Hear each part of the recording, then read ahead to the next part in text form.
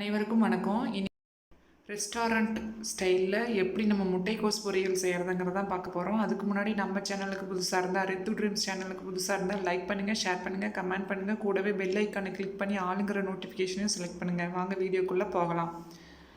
சின்னதாக ஒரு முட்டைக்கோஸ் எடுத்து நம்ம நார்மலாக சீவுறது இல்லாமல் நம்ம பஜ்ஜி சீவும் இல்லையா, அந்த சீவுற கட்டையில் நீல வாக்கில் அரிஞ்சு அதை சீவி எடுத்துருக்கிறேன். அப்போ தான் நல்லா பூ மாதிரி நல்லா உதிரி உதிரியாக கிடைக்கும்.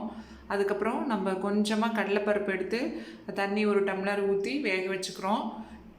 வேக வச்சு போட்டோம்னா தான் நல்லாயிருக்கும். ஒரு பாதி வேக்காடு வெந்துச்சுன்னா போதும். இந்த ஒரு டம்ளர் தண்ணி சுண்டுற அளவுக்கு வெந்ததுக்கப்புறம் அந்த கடலைப்பருப்பை மட்டும் நம்ம எடுத்து அதை யூஸ் பண்ணிக்க போகிறோம். அதுக்கப்புறம் இஞ்சி பூண்டு, இது இஞ்சி பூண்டு போட்டு நசுக்கி நான் எடுத்திருக்கேன். இஞ்சி பூண்டு போடுறதுனால நமக்கு முட்டைக்கோஸில் இருக்கிற வாயுவெல்லாம் நமக்கு நீக்கிரும். அதுக்காக தான் இஞ்சி பூண்டு நிறையா கொஞ்சம் சேர்த்துக்கலாம். அதுக்கப்புறம் பச்சை மிளகாய் ஒரு 4 எடுத்துருக்கிறேன், கடலைப்பருப்பு வேக வச்சது, முட்டைக்கோஸ் அந்த சீவுனது, இஞ்சி பூண்டு விழுது, வெங்காயம், இது போதுமான அளவு. இதுதான் நமக்கு தேவையானவ்வளோதான். Simple, very simple. ஆனால் சீக்கிரம் குயிக்காக செஞ்சிடலாம். ஒரு பேன் அடுப்பில் வச்சு ஆயில் விட்டு கொஞ்சம் கடுகு போட்டுக்கலாம்.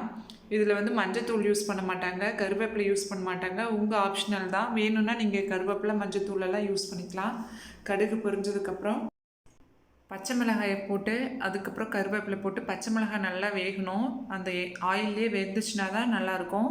நம்ம பச்சை மிளகாய் வேகாமல் போட்டோம்னா அல்சர் ஃபார்ம் ஆயிரும். அதனால் நல்லா அந்த எண்ணெயிலேயே பாயில் ஆகிற அளவுக்கு விட்டுறணும். அதுக்கப்புறம் கருவேப்பிலை, இஞ்சி பூண்டு விழுது, இதெல்லாம் போட்டு நல்லா வதக்கிக்கணும். கருவேப்பிலையும் பச்சை மிளகாயும் பொரிஞ்சதுக்கப்புறம் இஞ்சி பூண்டு விழுதை போட்டு நல்லா வதக்கி எடுத்துக்கலாம். வதக்கிட்டு வெங்காயம் போட்டு நல்லா வதக்கி பொன்னிறமாக வர அளவுக்கு வதக்கிட்டு நம்ம வேக வச்சுருந்த கடலைப்பருப்பையும் சேர்த்துக்கிறோம். ஈஸியாக சீக்கிரமாக ஒரு 2 மினிட்ஸில் இதை செஞ்சு முடிச்சிடலாம். அடுத்தது முட்டைக்கோஸையும் நம்ம ஆட் பண்ணிக்கலாம். இப்படி சீவலாக சீவறதுனால நமக்கு சீக்கிரமாக பாயில் ஆகும், வெந்துடும். அது கூட ஒரு டம்ளர் தண்ணி ஊற்றி நம்ம கொஞ்சம் நேரம் வேக வைக்கலாம். வேக வச்சோன்னு உப்பு கொஞ்சம் நமக்கு தேவையான அளவு சேர்த்துக்கிறோம். அவ்வளோதான், சிம்பிள் அண்ட் ஈஸி.